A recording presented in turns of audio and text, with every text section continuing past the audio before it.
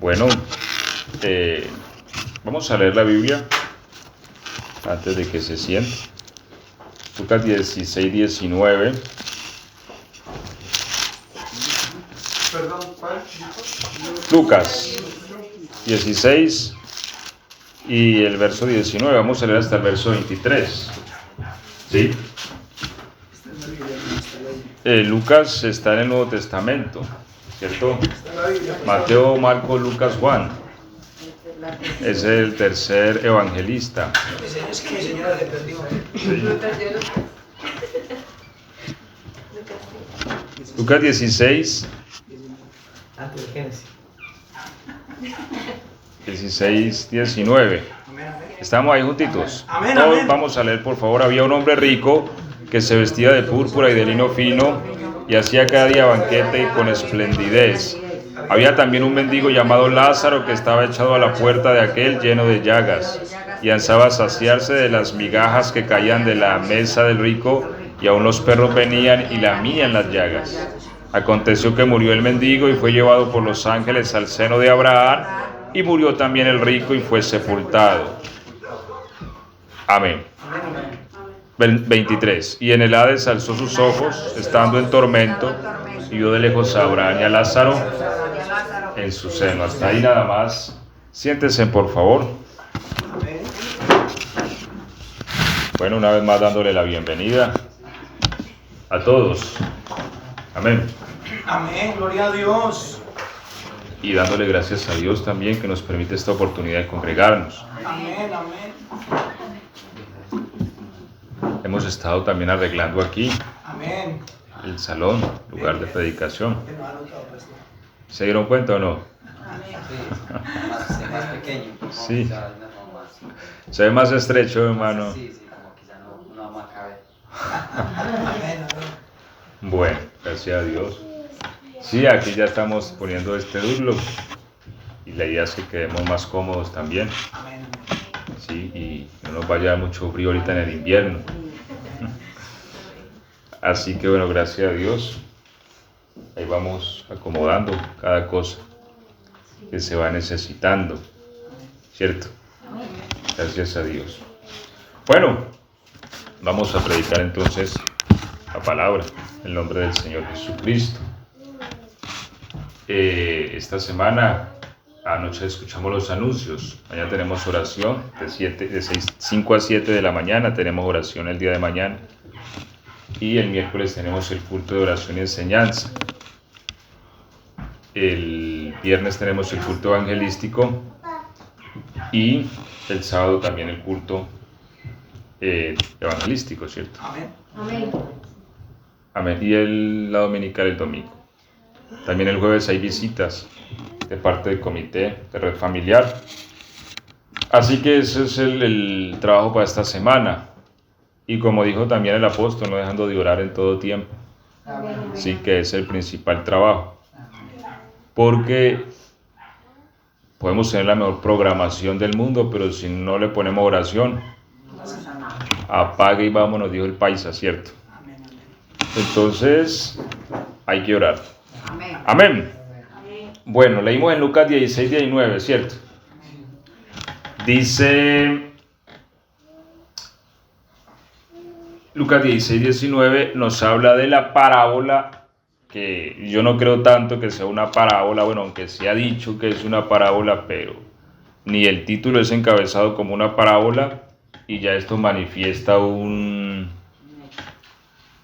como una postura de los teólogos que ponen los títulos, ¿no? Porque recordemos que los títulos que tienen los encabezados de los párrafos son puestos por los traductores, como para darle una guía al lector, ¿cierto?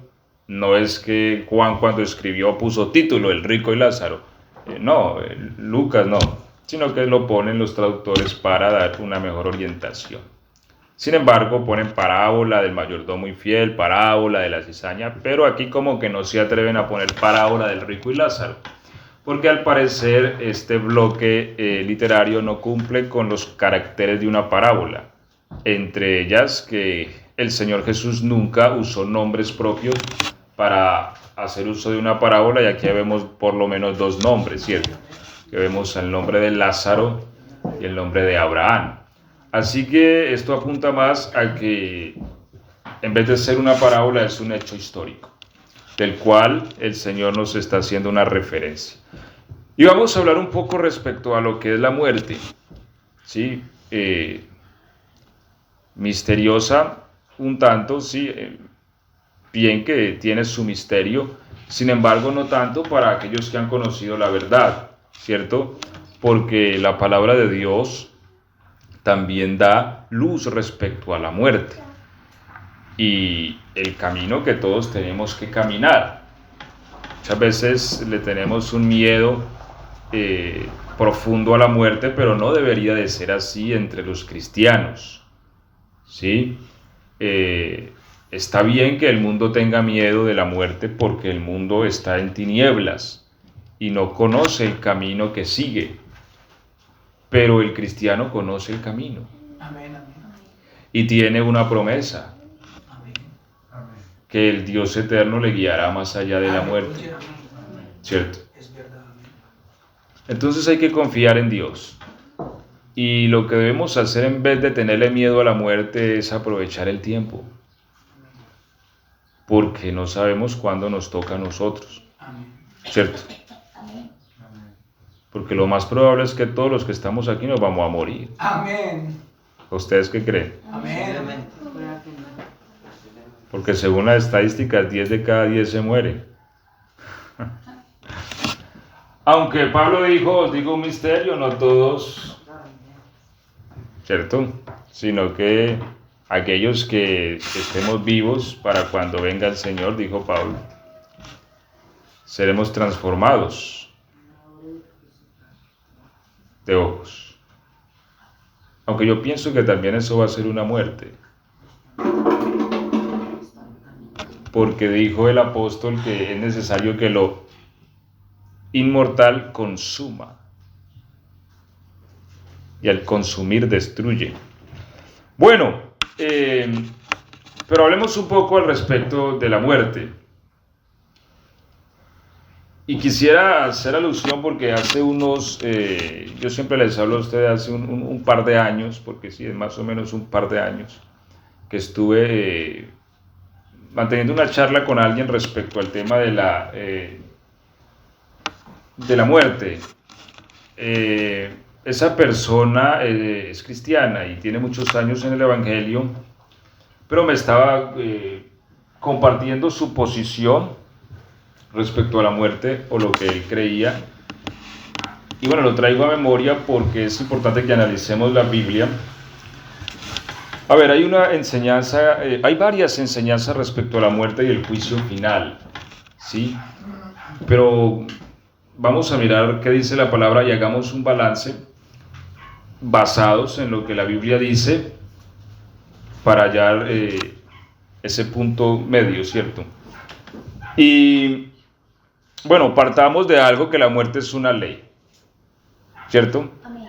Hebreos 9:7 lo dice y Romanos 7 también. La Biblia habla de la ley, del pecado y de la muerte, ¿cierto?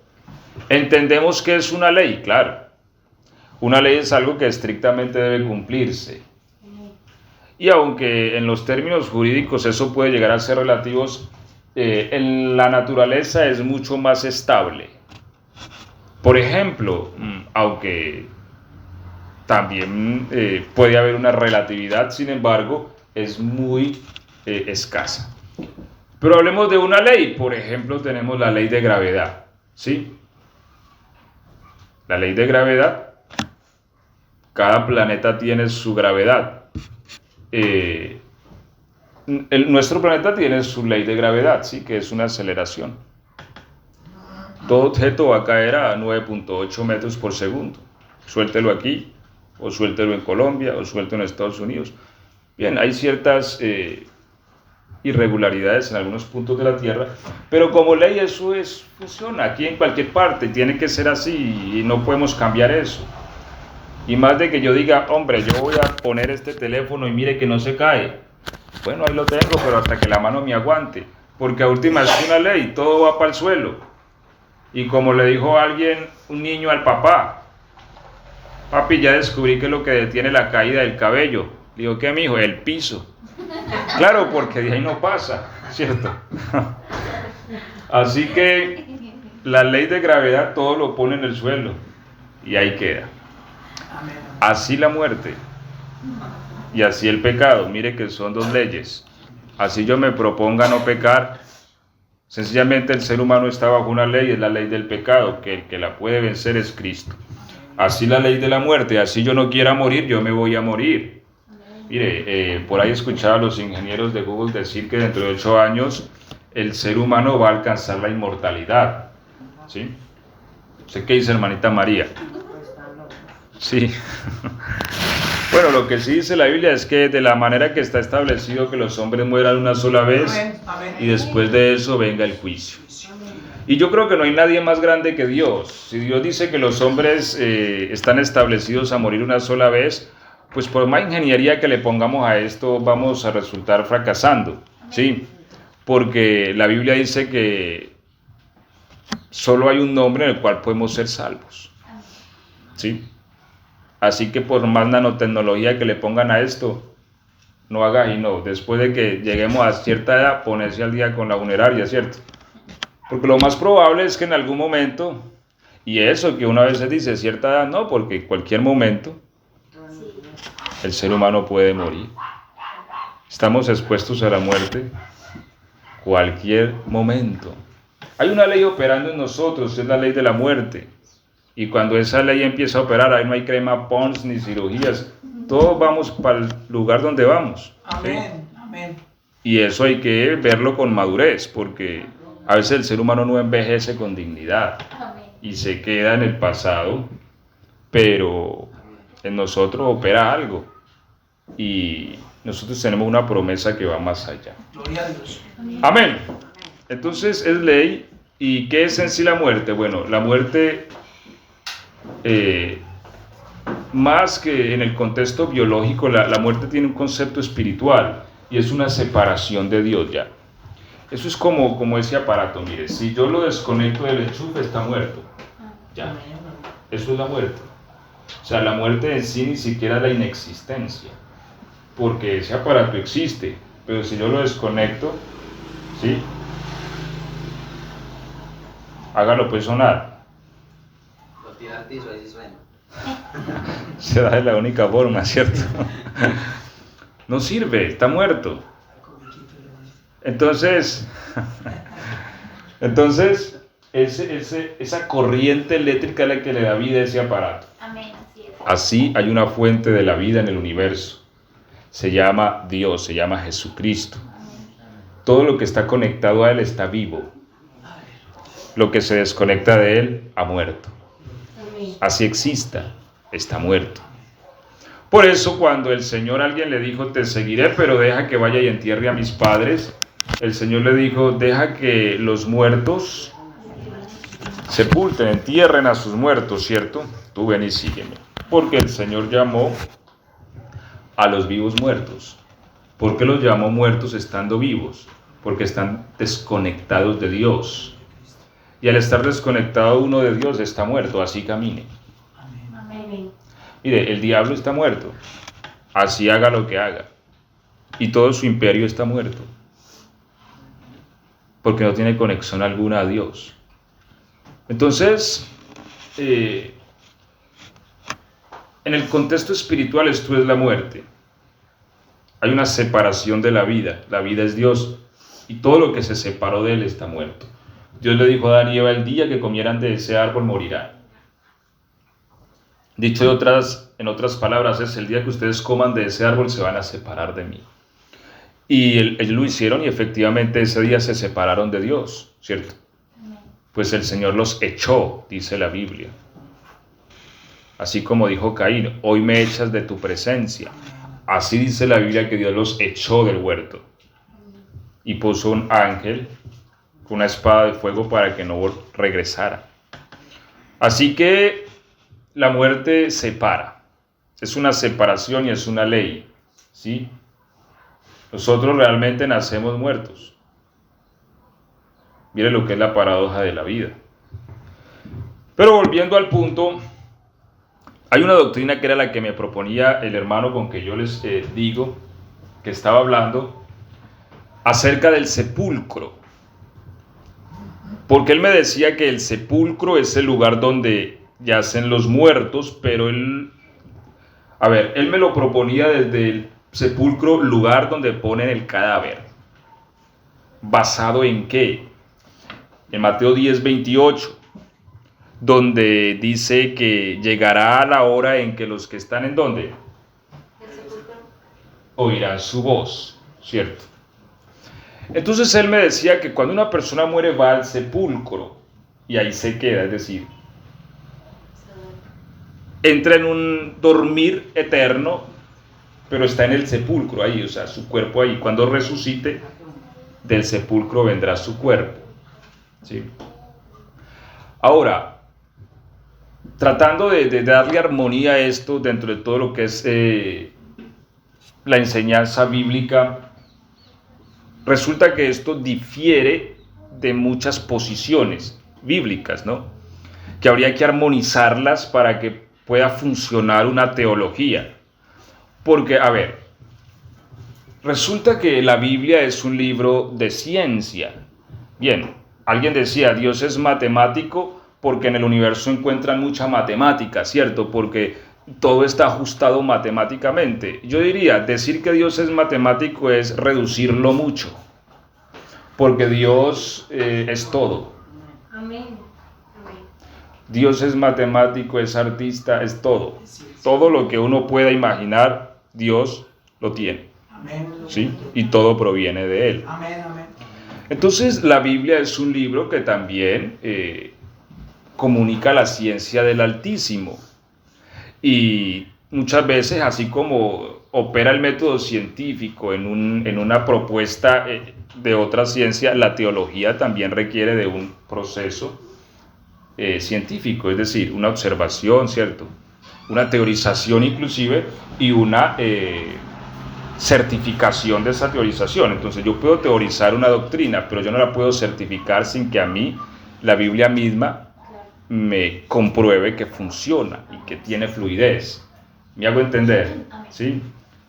Cuando yo encuentro puntos en la Biblia que detienen mi postura, yo también debo detenerme y reconsiderarla o reajustarla. Y así muchos teólogos es que hallan las posiciones doctrinales. Hay muchas iglesias, y yo lo he dicho, hay muchas iglesias y muchas organizaciones que requieren urgentemente un concilio doctrinal, porque la iglesia lo ha tenido. La iglesia bíblica, la iglesia primitiva lo tuvo.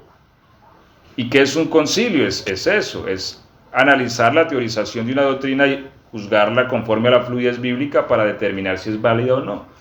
Hubo un problema en la iglesia primitiva donde se creía que los gentiles que se convertían tenían que circuncidarse. Esto generó disociación dentro del cuerpo de Cristo, al punto que tiene que haber un concilio donde sube entonces Pablo, Bernabé, junto a los demás apóstoles a Jerusalén, se sientan todos y bueno, vamos a debatir este asunto y vamos a analizarlo.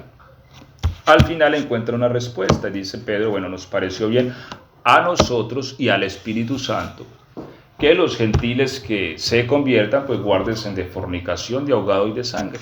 Por lo demás, no le vamos a imponer ninguna otra carga. Y se aclara entonces la doctrina. ¿Sí? Bien, así hay muchas doctrinas que a veces la iglesia tiene como que sí, que no, pero este problema surge porque el bloque administrativo no concilia ciertas posiciones. Ahora, entonces, volviendo al tema, esta postura requiere ser ajustada en cierta fluidez. Primero, que la persona está en el sepulcro, o sea, entra en un sueño y su cuerpo está ahí, su cuerpo se levantará de allí. Bien, ¿cuál es la contraposición de esto? Uno, que no siempre la persona queda en el sepulcro, ¿cierto? Y sería un problema. Por ejemplo,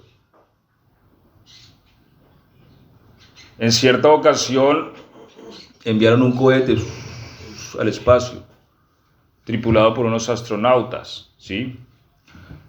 Y toda la familia estaba viendo el cohete, las familiares de esos astronautas, viendo cómo tal vez su hijo, el niño, veía a su papá porque va a ir al espacio. Unos minutos después, ¡puf!, Entrando. todo se hizo trizas. Entrando. Estaban saliendo, claro, tienen que estar en órbita, hubo algún error de ingeniería. Lo cierto es que eso se hizo trizas delante de todas las cámaras del país, ¿sí? O sea, ahí no hay cuerpo, por ejemplo. ¿Qué cuerpo van a encontrar ahí? ¿Dónde quedaron sepultadas esas personas?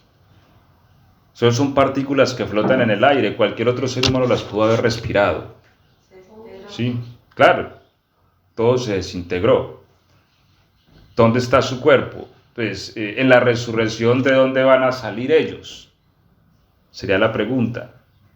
Pues dentro del punto de vista químico no funciona bien. Hay mucha gente que sí la pone en el sepulcro, otros no tienen tal oportunidad, ¿sí?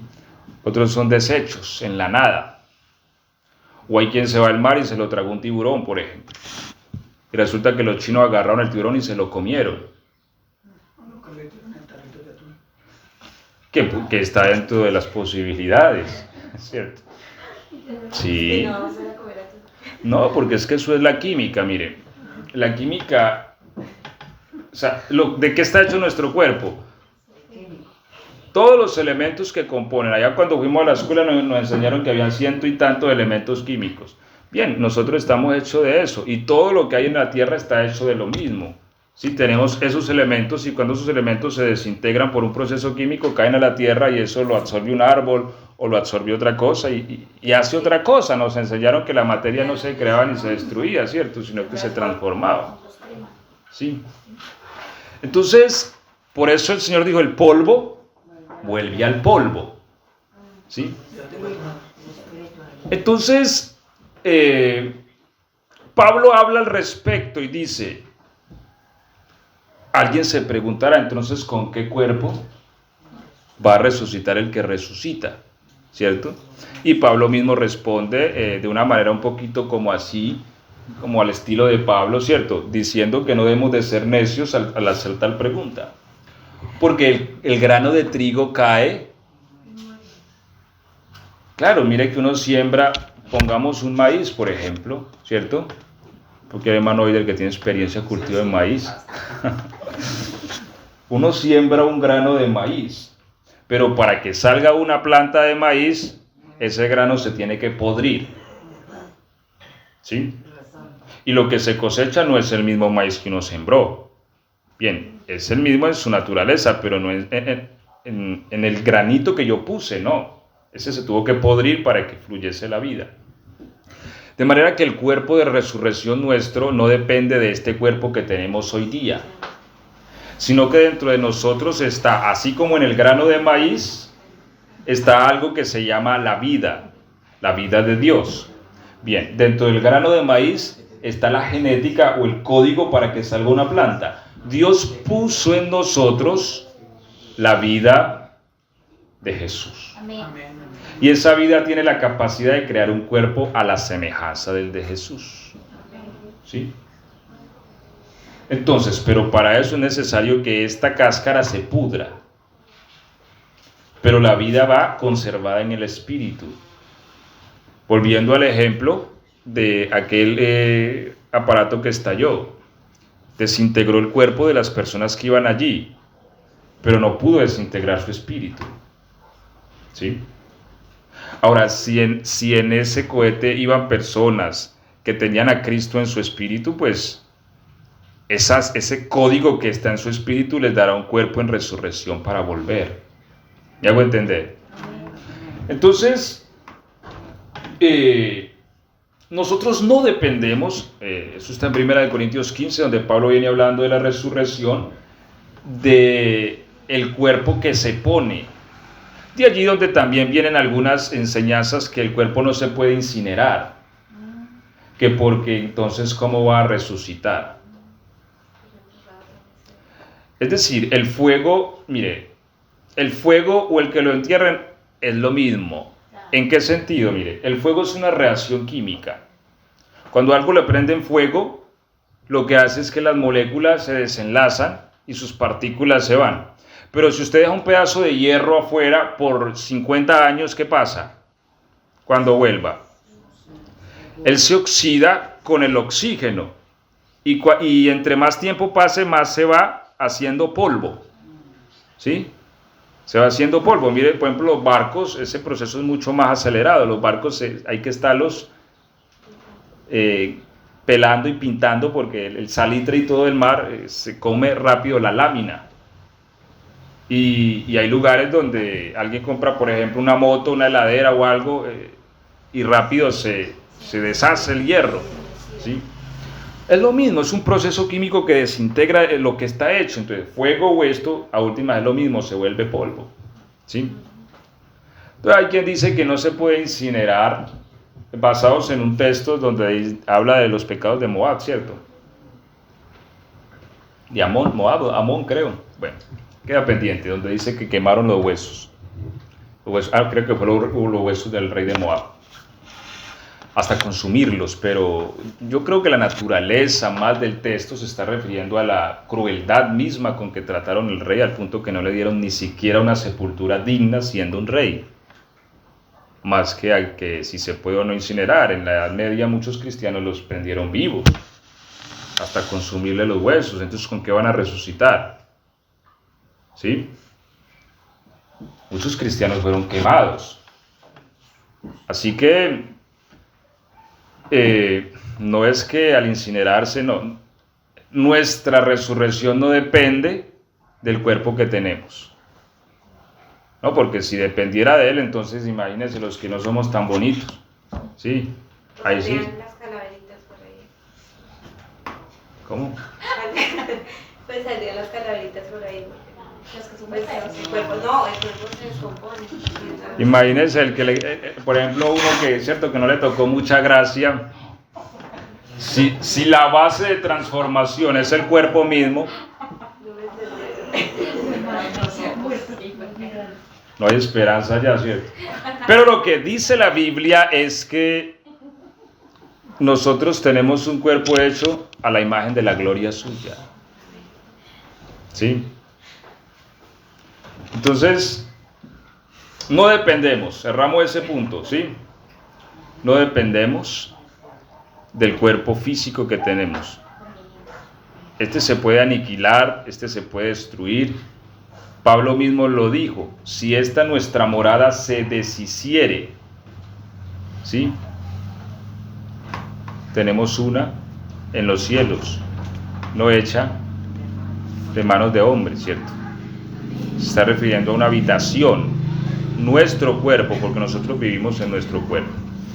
Así que, más allá de si nos ponen en un sepulcro, de ahí nos levantaremos. Entonces, ¿qué quiere decir el texto de Mateo? Mire, la Biblia muchas veces utiliza el concepto o el término sepulcro para referirse al Seol.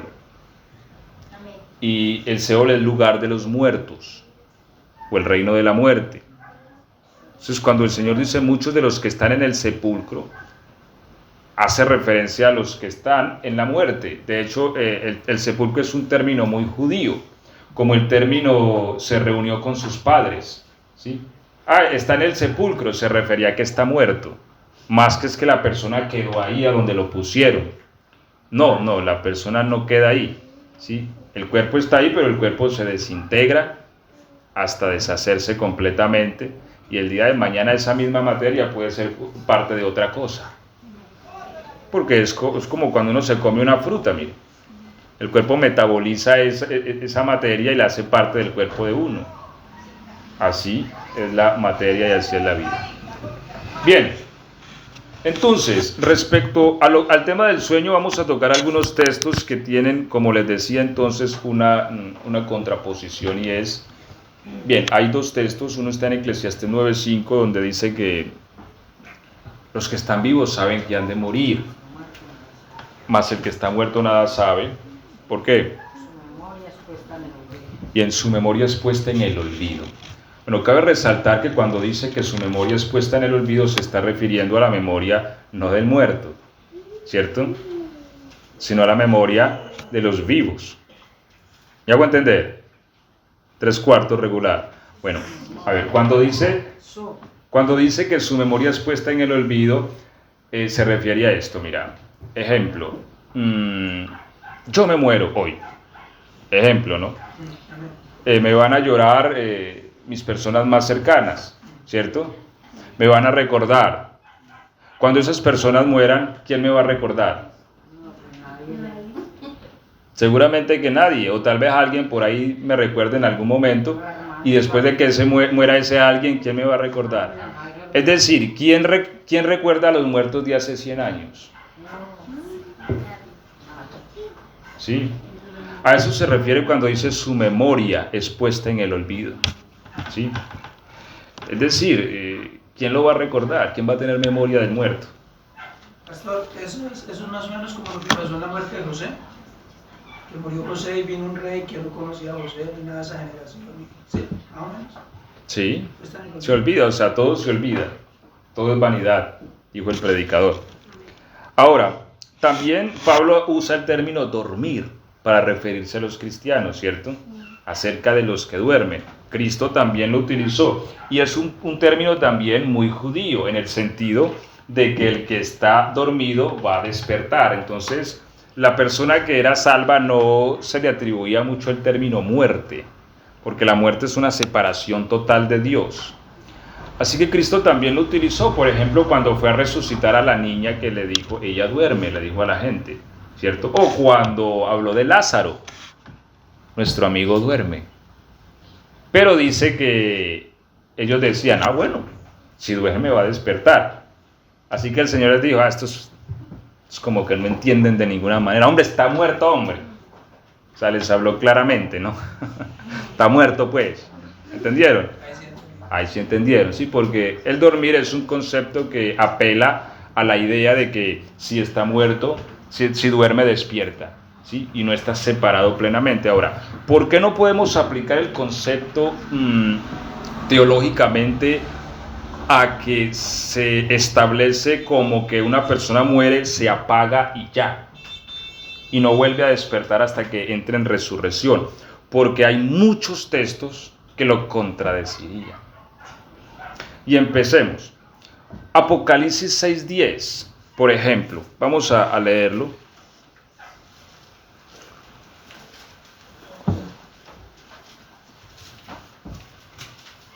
A ver quién lo encuentra y lo lee, por favor, en alta voz. Mateo 17:13.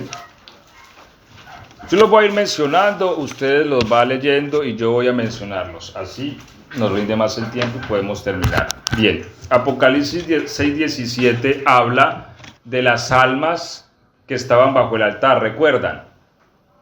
¿Sí lo recuerdan? Bueno, si no lo recuerdan, ahí está escrito. Resulta que Juan vio las almas de los que habían sido muertos por causa del testimonio de Jesús. ¿Qué vio Juan? Almas. ¿Cómo estaban las almas?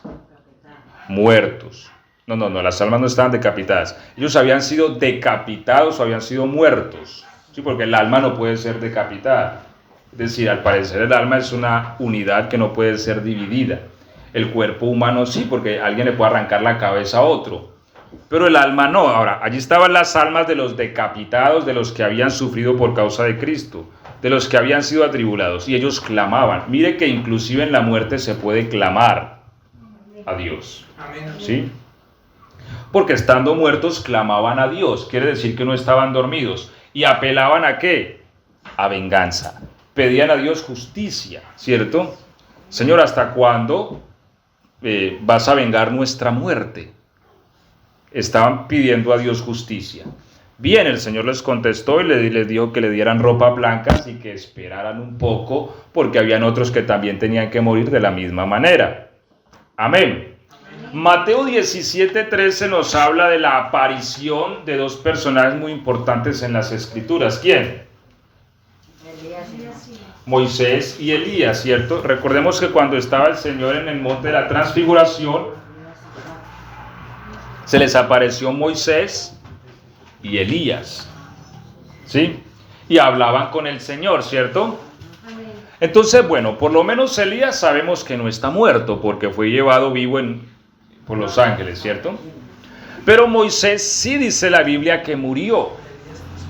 y fue sepultado, el Señor lo sepultó. De hecho, recordemos que Satanás vino en ese momento cuando el arcángel Miguel iba a sepultar el cuerpo de Moisés y le hizo la guerra ahí a Miguel, pero bueno, a últimas el cuerpo fue sepultado por el Señor o por mandato divino. Pero Moisés y Elías hablaban con el Señor, quiere decir que Moisés, por lo menos que está muerto, no está dormido, ¿cierto? Porque si nuestro despertar no sería hasta resurrección, Moisés no ha resucitado y estaba hablando con el Señor. Entonces nos muestra una conciencia traspasando el lindero de la muerte. Bien, 1 Samuel 28, 19. No me voy a centrar mucho acá porque en cierta ocasión tuvimos una enseñanza sobre este texto, ¿sí? Acerca de la divina de Endor. La divina de Endor, ¿cierto? Sabemos que Saúl en su desespero, porque Dios no le habló de ninguna manera, consultó una bruja para traer a Samuel.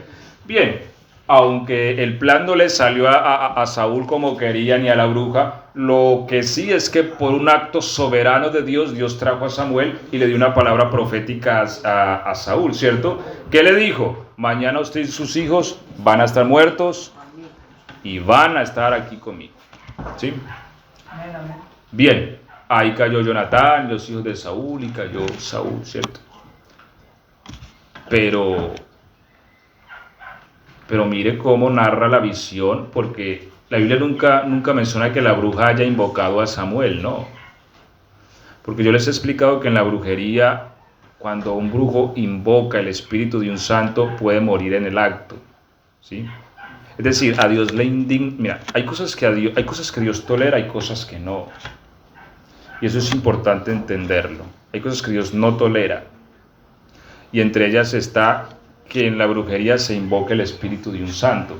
Porque es que el espíritu de un santo se puede invocar aunque él esté vivo.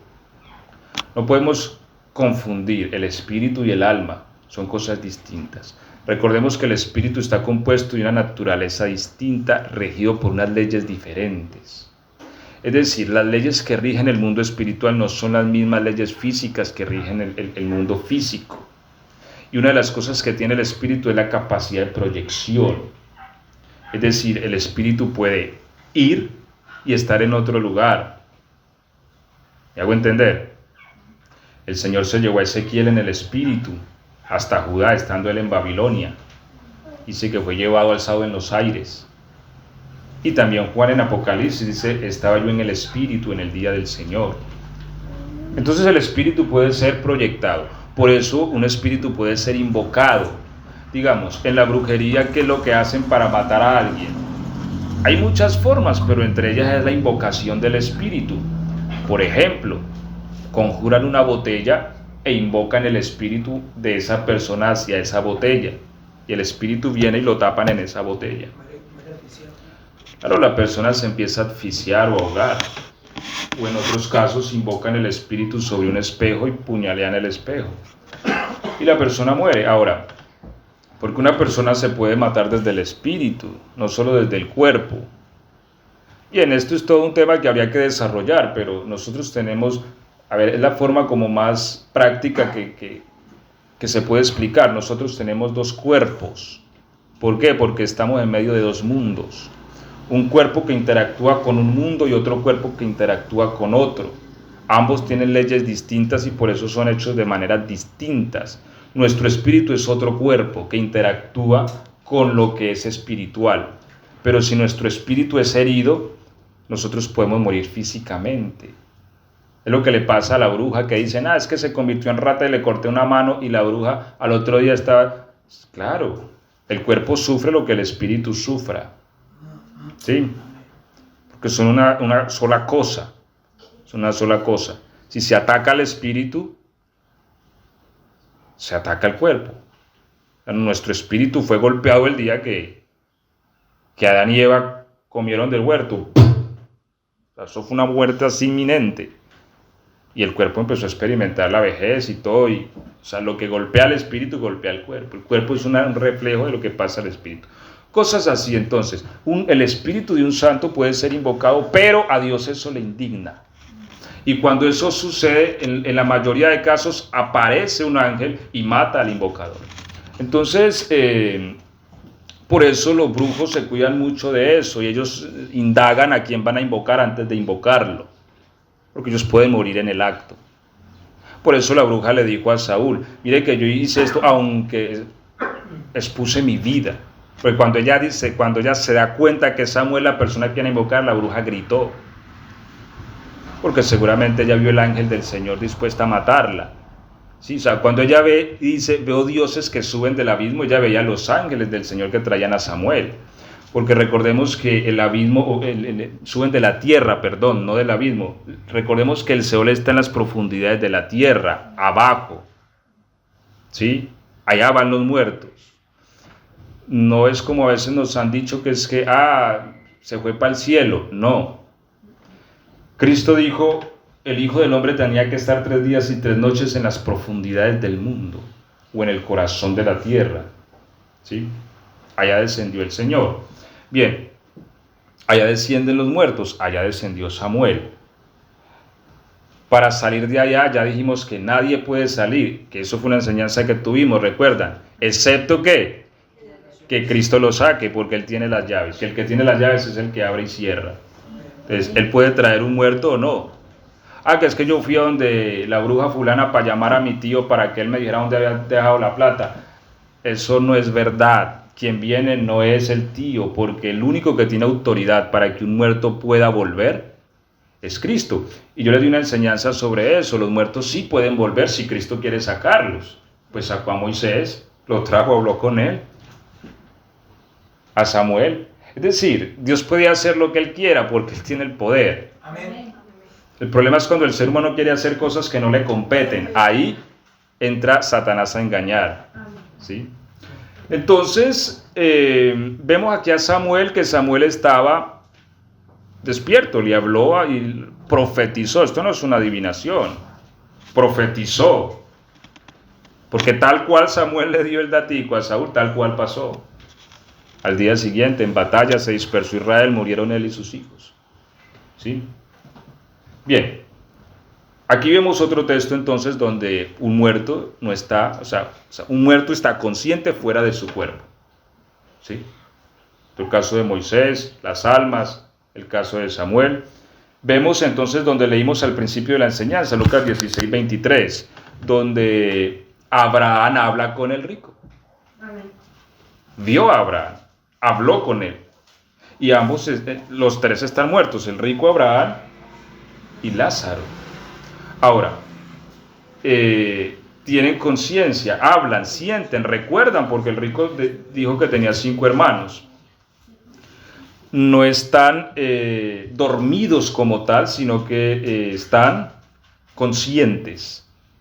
Y vuelvo y les digo, bien que esto ha sido objeto de polémica, porque hay quien dice que es una parábola, pero no cumple, el hecho real es que no cumple con algunos caracteres de parábola. Bien, Lucas 23, 43. Allí entonces, recordemos que al lado del Señor estaban muriendo 2 ladrones, ¿cierto? Amén. Uno a la derecha, otro a la izquierda. Pero el hombre que moría a la derecha tuvo una revelación del Espíritu y dijo, acuérdate de mí cuando vengas en tu reino. ¿Qué le dijo el Señor? Mire, a veces uno quiere forzar la Biblia a decir algo que la Biblia no está diciendo. Porque es que esta persona con la que yo le digo que hablaba el tema me decía, no, es que lo que Dios le está diciendo es de cierto te digo hoy, punto, me decía él, estarás conmigo en el paraíso. Ni hay un punto ahí, ni hay una coma, ni podemos inventar nada. Cristo muy claramente le dijo, mira, de cierto, esto es un juramento. Hoy estarás conmigo en el paraíso. ¿A qué hora se reunieron los 2 en el paraíso? Bueno, Cristo murió a las 3 de la tarde, ya sabemos, como era día santo a las 6 de la tarde, por causa de la Pascua, fueron a ver el ladrón y estaba vivo, ¿cierto? Pero por ser día santo no podía pasar las 6 de la tarde con cadáveres colgados o con torturados colgados. ¿Qué hicieron con él? las piernas. Les quebraron las piernas. Para que terminara de... Claro, ¿por qué le quebraban las piernas? Porque como abajo estaban apoyados, perdían el apoyo, se colgaban, se asfixiaban y morían. 6 de la tarde, antes de las 6 de la tarde murió el ladrón. ¿A qué hora murió Cristo? Ese mismo día se reunieron los dos en el paraíso. Cristo cumplió su promesa. Entonces mire que no es que el muerto se duerme y se apaga. Cristo le hizo una promesa: hoy estarás conmigo en el paraíso. El paraíso es el mismo lugar que aquí se menciona como seno de Abraham. Dicho de otra manera, lo que vio el rico fue a Lázaro al lado de Abraham. Es como el concepto pues, más entendible y más literal. ¿Sí? Alzó sus ojos y vio a Lázaro al lado de Abraham. Ya sabemos y ya hablamos también de eso, que en el medio hay un abismo que divide ambas cosas. Entonces, el Señor cuando murió tampoco se quedó en un sueño, ¿cierto? Mateo 12:40, el Señor dice que 3 días y 3 noches va a estar, ¿dónde? En el corazón de la tierra. Ahora, ¿qué hizo Jesús esos 3 días y esas 3 noches? Él hizo muchas cosas, ¿cierto? Claro, Hoy le predicó a los espíritus encarcelados. se manifestó a los muertos del paraíso, a Abraham, a Isaac y a Jacob, dio testimonio de su redención, dijo: mira, el que ustedes estuvieron esperando toda la vida, aquí estoy, sí, morí, ahorita me tengo que ir, pero he cumplido con el proceso de la salvación de sus almas. Es decir, el testimonio de nuestra salvación no es solamente para nosotros que estamos vivos, los que estaban muertos también lo vieron, ¿sí? Entonces no es un concepto de que Cristo murió, se apagó y a los 3 días se despertó. No, la muerte implica que hay algo dentro de mí que abandona. Lo dice 2 de Pedro 1:14. Este lo podemos leer en altavoz, por favor. 2 de Pedro 1:14. Aquí estoy.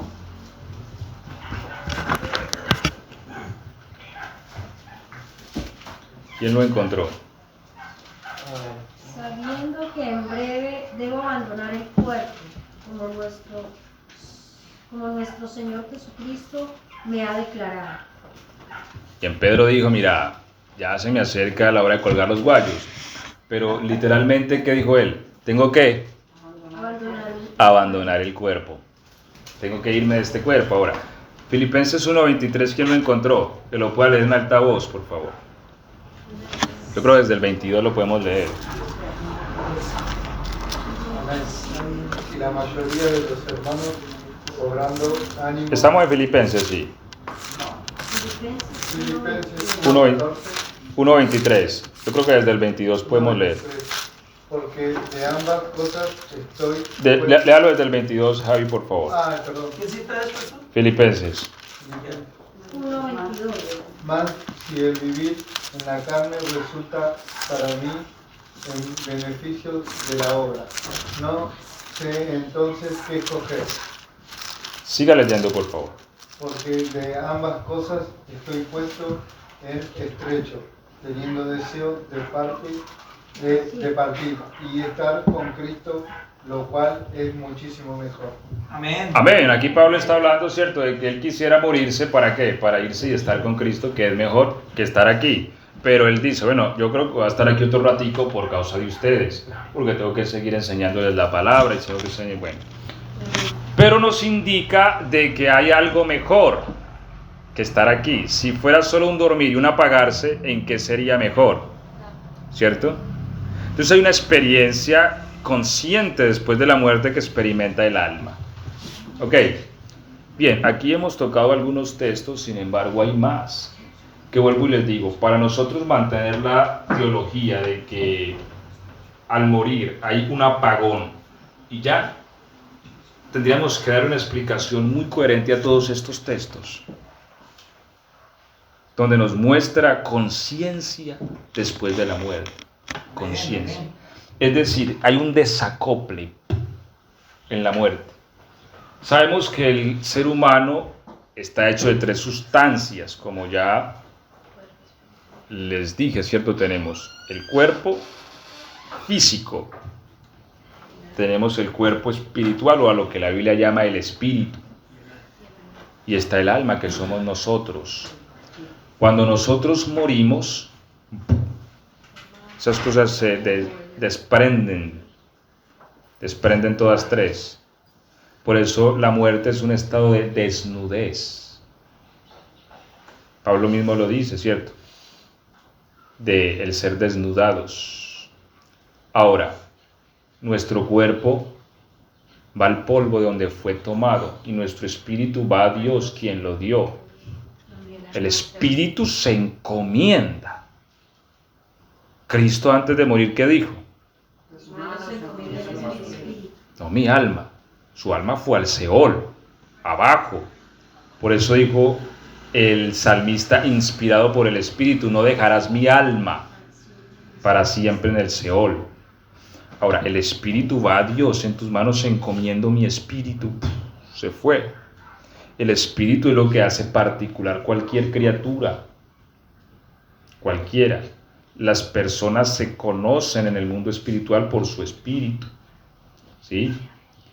Y el espíritu mismo puede ser también atrapado por Satanás para los que mueren sin Cristo. Bueno, pero no vamos a entrar en esos otros temas. Lo que sí es que el espíritu va a Dios y el cuerpo se deshace y el alma va al Seol. ¿Sí? Nuestro espíritu está en el Señor cuando muere el cristiano. Por eso la Biblia dice que nuestra vida, porque ¿dónde está nuestra vida? Está en el espíritu. Dice, nuestra vida está escondida con Cristo. ¿En dónde? En Dios. Dios toma nuestro espíritu porque esa es nuestra vida para la resurrección. Bueno, estas cosas se deshacen, pero el alma, el cuerpo se deshace, el espíritu va, pero el alma va al Seol, ¿sí? Y es una cautividad. Bien, somos salvos, pero es una cautividad. Es decir, la muerte, aunque somos cristianos, la muerte sigue siendo una cautividad. Por eso a veces, la vida o la gloria del cristiano no empieza con la muerte. Porque es que a veces decimos, bueno, ya el hermano se fue a la gloria. No. La gloria del cristiano comienza en la resurrección. La muerte es una cautividad. Por eso dice la palabra, cuando el Señor hiciere volver la cautividad, o nos hiciere volver de la cautividad, está hablando de la resurrección, seremos como los que sueñan, y nuestra boca se llenará de risa, y dirán las naciones, grandes cosas ha hecho el Señor con ellos. Bien, vamos a ver si en estos minutitos podemos tocar otro tema, que es la aniquilación, que es una postura, la hemos oído mucho de los testigos de Jehová, ¿cierto? La aniquilación consiste en que Dios no va a tener una persona en el infierno eternamente, porque Dios, dicen los testigos, pues argumentando de que Dios es amor y no se complace en que alguien sufra eternamente en un fuego. Entonces, que la temática del infierno es que se aniquila al instante y deja de existir. Bien, volvemos al mismo punto. Aquí hay que darle fluidez a algunos textos, ¿sí? Yo voy a partir de uno. La Biblia dice que los juicios de Dios son insondables. Partamos de ahí. Es decir, para nosotros es fácil decir, eche para acá usted y eche para allá usted. Infierno, cielo, fin. Dios no juzga así. Primero, el juicio de Dios es subjetivo. Dios juzga a cada uno conforme a sus obras, ¿sí? A cada persona individualmente. A cada uno toma y le juzga. Ahora, cuando Pablo dice que son insondables, nosotros no podemos medir los juicios de Dios. Nosotros no podemos decir, mira, este fulano ya se fue al infierno. Nosotros no sabemos qué va a pasar con él en el camino. Amén. ¿Cierto? Ahora, Mateo 10:28 dice que Dios puede destruir el cuerpo y el alma en el infierno. ¿Cierto? Mateo 10:28. Dice, no teman al que mata el cuerpo. Yo les voy a enseñar a quién deben de temer, dijo el Señor. Aquel que puede no solo matar el cuerpo, ¿cierto? Sino destruir también el alma en el infierno. De aquí también donde la naturaleza, donde la postura de que el alma es totalmente indestructible tampoco aplica. Dios puede destruirla. Mire, nosotros no podemos limitar a Dios. Dios es Dios. Y si Dios quiere destruir el alma, Él puede hacerlo. Para la pregunta es, ¿va a destruir todas las almas que van al fuego? Eso es lo que hay que mirar con otros textos. Bueno, Apocalipsis 20:10, por ejemplo, aquí vemos al menos 2 almas que van a ser atormentadas todo el tiempo, día y noche, ¿cierto? Apocalipsis 20:10. 20:10. Amén. Y el diablo que los engañaba fue lanzado en el lago de fuego y azufre, donde estaba la bestia y el falso profeta, y serán atormentados día y noche por los siglos de los siglos. Bien, estos serán atormentados día y noche. ¿Quién? Satanás. Bueno, Satanás no es un humano, está bien, pero la bestia y el falso profeta fueron humanos. Y aunque la bestia sale del abismo, viene y entra a la esfera terrenal como un hombre, ¿sí? Y el falso profeta. Ahora, aquí vemos entonces por lo menos 2 hombres, que son la bestia y el falso profeta, que van a ser atormentados día y noche. Marcos 14:21 entonces nos habla de Judas, y dice que para este hombre bueno le sería no haber nacido. Ahora, si el tema con Judas es tirarlo al fuego y aniquilarlo, entre no haber nacido, él estaba en la nada, y volver a quedar hecho nada, no hay ninguna diferencia. ¿Me hago entender? Es igual, porque pues si no hubiera nacido, no hubiera sido nadie, y al ser aniquilado totalmente, tampoco es nadie. Viene a ser equivalente a ambas cosas. Entonces, cuando Dios dice, bueno le sería al tal no haber nacido, implica algo complicado para él, ¿sí? Porque si mejor era que no hubiera sido nada, a que hubiera venido a existir, quiere decir que el castigo para él va a ser complejo. Y Lucas 10, bueno, aquí vamos a tocar algunos textos, ¿sí? Voy a ir rápido. Lucas 10:14, Marcos 6:11, Mateo 11:22. Aquí habla el Señor de algunas ciudades como Capernaum, que es donde él desarrolló su ministerio, ¿sí? Como Corazín, como Betsaida. Y él les dice, por ejemplo, ay de ti, Capernaum, porque si en Tiro y en Sidón, primero habla de Corazín, Betsaida, que fueron ciudades donde vieron la gloria de Dios de una manera poderosa. Porque si en Tiro y en Sidón, ciudades extranjeras que estaban al norte, si hubiesen hecho los milagros que se han hecho en ti, que se habían arrepentido en ceniza. Mas yo os digo, dice el Señor, que será más tolerable el castigo en el día del juicio para estas ciudades que para ustedes. Más tolerable. Grabémonos esa palabra, más tolerable el castigo. ¿Sí? Y tú, Capernaum, que eres levantada hasta el cielo, hasta el Seol, serás abatida, porque si en Sodoma y Gomorra se hubieran hecho las obras que se hicieron en ti, habrían permanecido hasta ahora. Por eso les digo que en el día del juicio será más tolerable el castigo para la tierra de Sodoma y de Gomorra que para ustedes. Así que aquí vamos terminando, mire. Los juicios de Dios son insondables. Uno será el castigo para Sodoma y Gomorra, otro para Capernaum, otro para Corazín y Betsaida, y a este le van a dar más duro que a este, y a este le van a poner más que a este le van a castigar más que a este. Mire, voy a hacer referencia al libro de Enoc. Yo he hecho referencia a este libro, yo entiendo que es un libro apócrifo, pero hago referencia a él porque la Biblia menciona el libro de Enoc. Para mí, el hecho de que la Biblia lo mencione, Pablo menciona cosas que el libro de Enoc menciona, y Judas también, dándonos a entender que ellos lo leían y tenían acceso a él.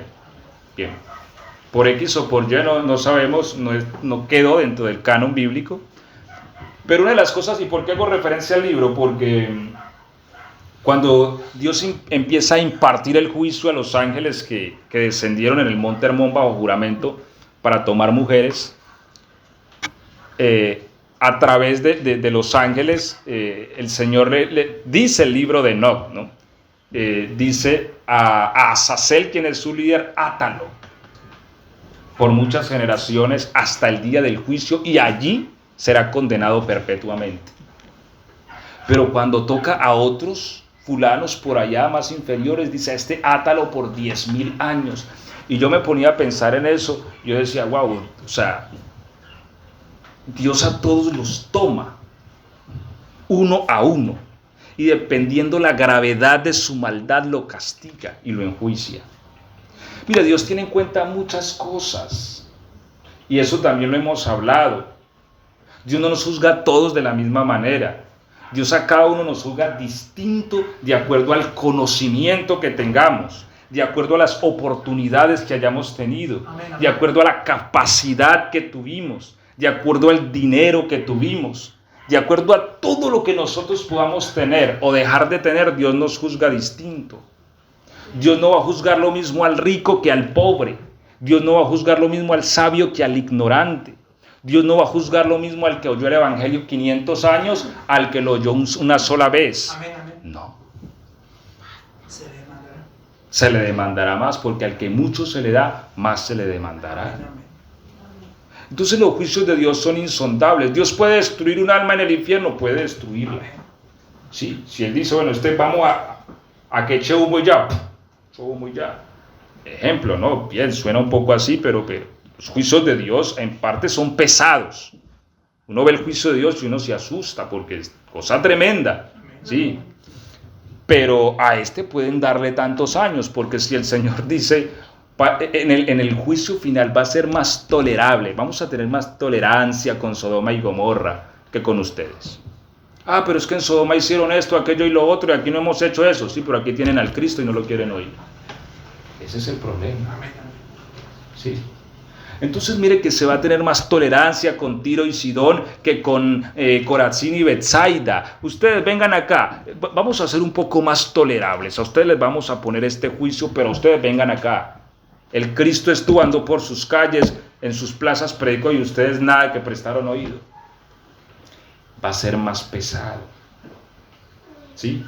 Entonces, estos textos nos indican que no es que todas las almas van a un juego que los aniquila plenamente. No. Dios tiene un juicio particular con cada criatura. Y a cada uno le va a dar conforme a sus hechos. ¿Sí? A este más, a este menos. Eso no lo sabemos. Eso está en manos del Señor. Cada quien recibe cuánto. Amén.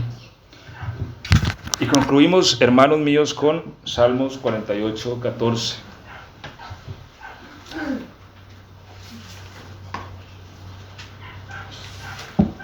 Donde dice la Biblia, ¿qué dice? ¿Quién lo lee?